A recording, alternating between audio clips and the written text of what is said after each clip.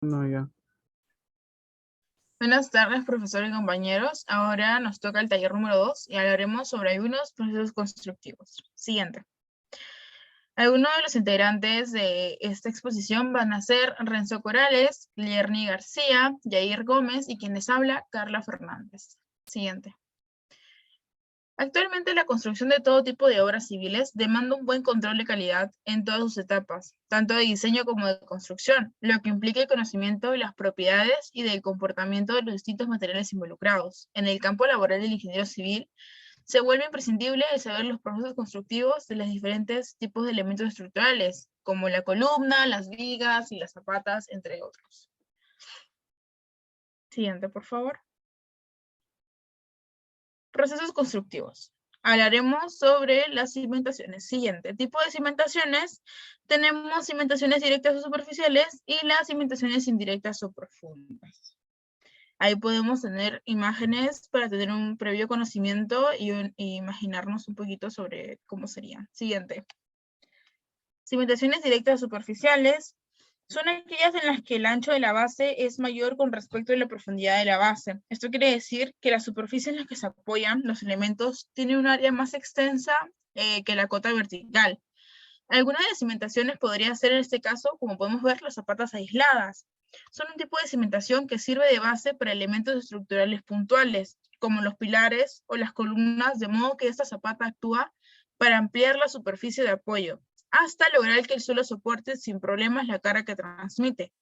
Por lo general, se ocupa en sistemas constructivos donde la imagen del marco rígido, eso se refiere al sistema constructivo de cargas que se transmiten a través de ciertas columnas. Es decir, que los muros no actúan como estructurales. Básicamente consiste en la excavación de la cepa, según los planos estructurales, que se hace la excavación como base y se colocan igualmente una plantilla de concreto pobre. Este sistema es recomendable en suelos intermedios y duros. En suelos arcillosos no es muy recomendable puesto que se pueden hundir y esas zapatas también se aguantan cargas mucho más elevadas a las anteriores cimentaciones que podemos ver. Ahora tenemos siguiente, las zapatas combinadas y las losas de cimentación. Las zapatas combinadas. Respecto al proceso constructivo, son muy similares a las zapatas aisladas, pero tienen diferentes especificaciones y funciones. ¿Esto qué quiere decir? En las zapatas aisladas vimos que se transmitían las cargas puntuales, es decir, que se venían a través de las columnas y pilares y las transmitían hacia el suelo. En esta ocasión, las zapatas corridas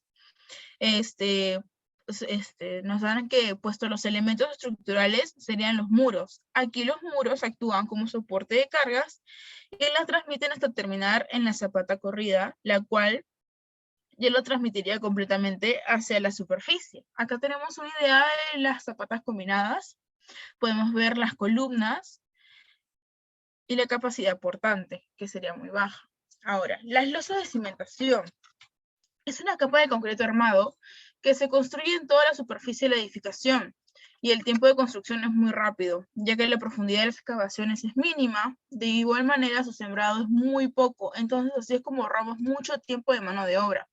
Para esto, se recomienda para proyectos con tipo de suelo con poca resistencia. Eso quiere decir con un suelo arcilloso, o bien para proyectos ligeros o en casos de un solo nivel. Lo primero que tenemos que hacer para este tipo de losa es preparar el terreno, es decir, el desplante de la superficie donde se va a ir nuestra losa de cimentación.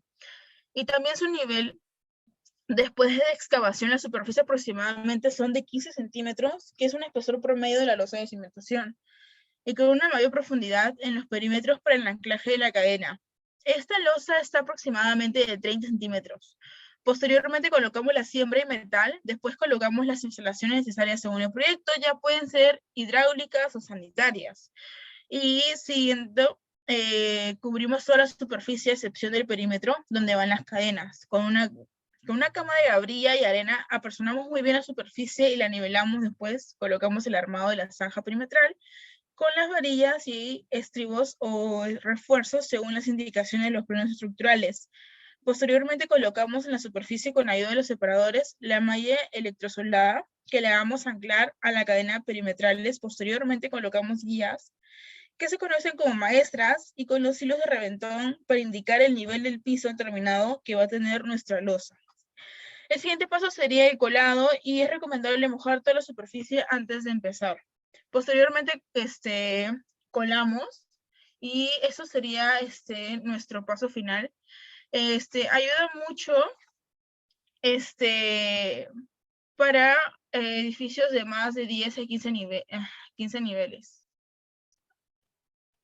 En el caso de las zapatas combinadas, pero en este caso serían las losas de cimentación, estaría recomendada para un solo piso.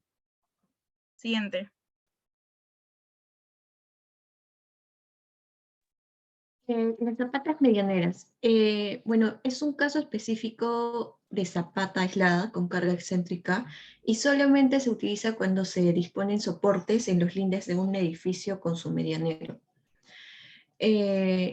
Emparrillados. Es un tipo de cimentación superficial que recoge los pilares de la estructura en una sola cimentación basada en zapatas corridas entrecruzadas con mayor ortogonal. Al igual que en las vigas de cimentación, los emparrillados son menos sensibles a los heterogenoides oquedades, a los defectos locales del terreno. Y en cimentación de mampostería, esto define como una obra de construcción con piedra sin labrar y mortero o cemento, y gracias a su durabilidad y resistencia, es un material muy recomendable para las cimentaciones. Es conveniente usar este tipo de cimentación si las cargas del edificio no son excesivas para una casa de 3 niveles como máximo.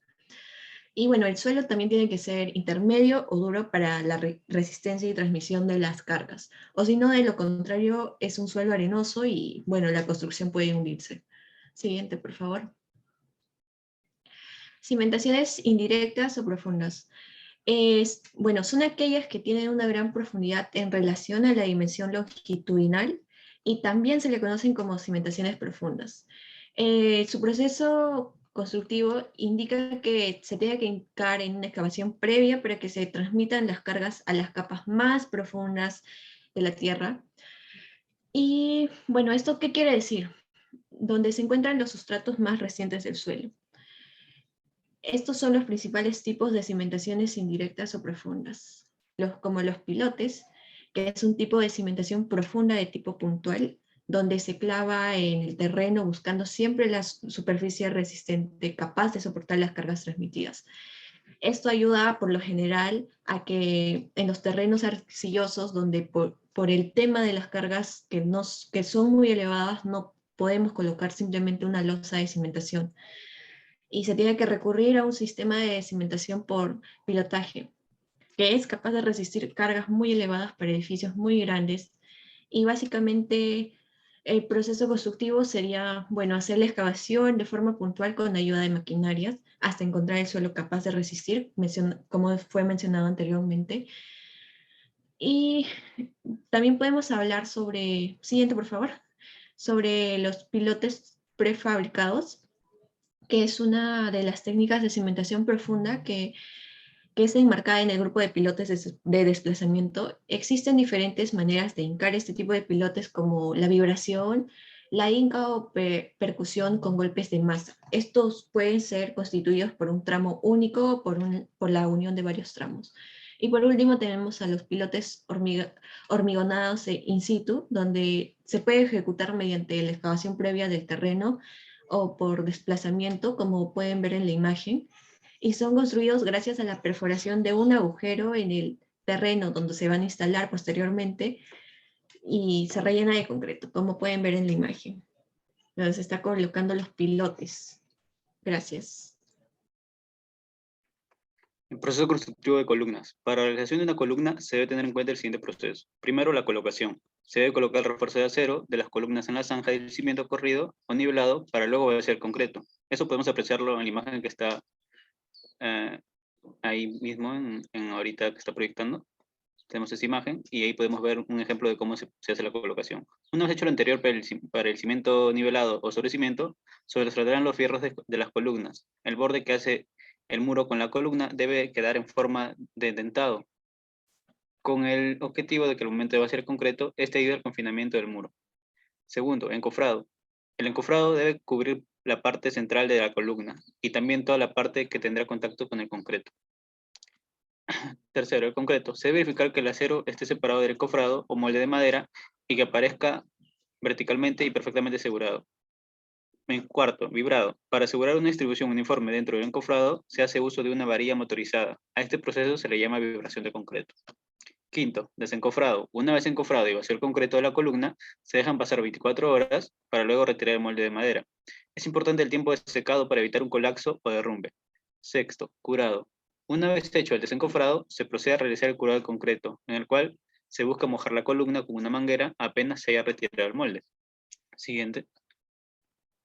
Tipos de columnas. Columnas de tabique. Se construye a base de este material y las dimensiones de las columnas se logran acomodando el tabique en diferentes formas o aparejos.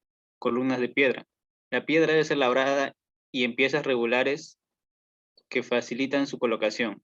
Las juntas se hacen con mortero y arena en relación de 1,4 o de cemento en relación de 1,6 y no mayores de 3 centímetros. Columnas de acero. Pueden ser sencillas, fabricadas directamente con perfiles estructurales, empleados como elemento único o de perfiles compuestos, para los cuales se usan diversas combinaciones como las viguetas. Columnas de concreto armado. Una estructura de concreto armado está formada de concreto, que contiene cemento Portland, arena, grava y agua, y armadura metálica que consta de aceros redondos que se colocan como estructuras.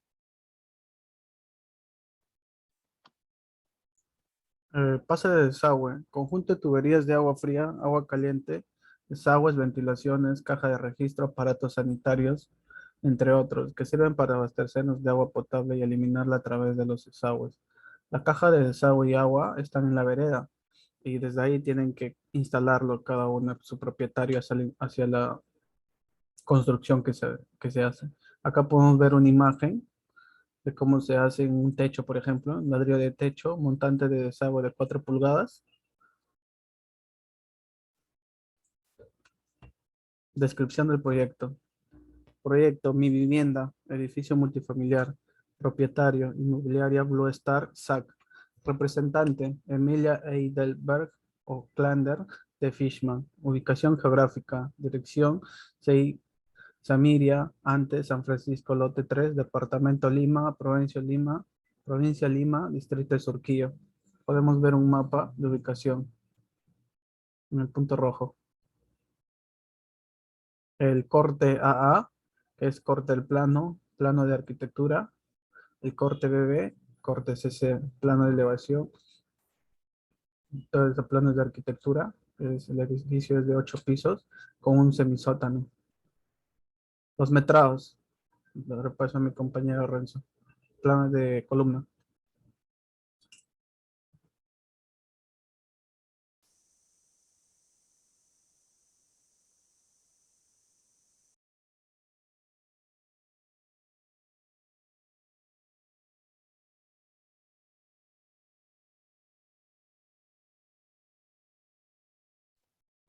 Columnas. En el método de columnas podemos apreciar los datos que hemos tomado, que son las veces que cada columna se repite, el largo, el ancho y el alto de cada una. Lo que hicimos fue multiplicar tanto la cantidad por el largo, por el ancho y por el alto. Y así obtuvimos el volumen de cada columna, o bueno, de las repeticiones de cada columna, y al final sumamos cada una, pues no tanto, y la unidad que obtuvimos fue en metros cúbicos, porque cada monto es un volumen, y así hicimos lo mismo para el semisótano, para el primer nivel, y para desde el segundo hasta el octavo nivel, que es lo que ya se repite, bueno, en el plano, según el plano, nos dice que del segundo a octavo nivel, la distribución de las columnas es la misma. Para el encofrado y desencofrado de columnas, hicimos exactamente lo mismo, solo que ahora usamos el perímetro y no el ancho o el largo. Usamos el perímetro, que es la suma de los lados de las columnas, de la sección de las columnas, y lo multiplicamos por su altura. Y obtuvimos, esta vez, en metros cuadrados, que es el área, entonces obtuvimos en metros cuadrados en lugar de metros cúbicos. Hicimos lo mismo para el semisótano, para el primer nivel y para desde el segundo hasta el octavo nivel. En el caso del acero es diferente, tuvimos que usar, en lugar de las dimensiones, tuvimos que usar el peso del acero que vamos a usar, las veces que se repiten y las piezas que usamos en el acero, ¿no? En caso de la columna 1, las piezas que usamos son 8, en la columna 2 son 4, y así sucesivamente. En la columna 6, por ejemplo, son 12 piezas de acero las que vamos a utilizar. Entonces tuvimos que multiplicar la cantidad de piezas que usamos, las veces que se repiten, el peso de cada uno y la altura de la pieza. y así tuvimos para cada columna de los diferentes niveles. Yo le explicaré sobre el metrado de placas de concreto. En este caso, el acero de refuerzo, FI, de 4.200 kilogramos por centímetro cuadrado para placas. Como vimos en la imagen anterior, es sobre una placa de FC de 280 kilogramos centímetro cuadrado, que es el concreto. Acá podemos ver un plano, que es del semisótano, del primer nivel y del segundo al octavo piso. De acero, del semisótano. Hicimos por ejes, por placas y por ejes, las longitudinales, el tipo de acero que es 5 octavos, tipo 3, tipo 5, el 3 octavos, y para los estribos 3 octavos, y para los ganchos que nos especificó el plano, que sería de 1/4. Sumamos las longitudes, un total de las longitudes 4 metros, multiplicamos por el número de piezas y por el número de elementos, y nos sale el total de 3 octavos. Igualmente hicimos para el primer piso, que es otro plano, el acero de refuerzo, es tipo 3. Algunas placas contenían los estribos, los ganchos, y 5 octavos también. Otros solamente tenían los longitudinales y un estribo, y no ganchos. Para del primero al octavo piso, que es lo mismo, son las placas, se repiten. Y para las placas de los ascensores, que en este caso sería tipo A y tipo B. Para el ascensor tipo A del semisótano, tipo B del semisótano y del ascensor del primero al octavo piso. Como podemos hacer. Y para para el tercer plano, que sería del ascensor en la azotea. En este caso sería tipo A, tipo B igualmente. Ya que tenemos las longitudes, lo multiplicamos por el número de varillas, lo dividimos y lo multiplicamos por el peso de cada diámetro de cada varilla de fierro, de acero, ya sea de 3 octavos, de 5 octavos, de 1/4. Y nos sale un peso total por diámetro de cada varilla y lo sumamos, que saldría 19.977 kilogramos. El concreto en placas, en este caso es de 280, igualmente lo dividimos en semisótanos, el largo, el ancho por el alto, y lo multiplicamos por el número de veces, el número de elementos, y salen metros cúbicos.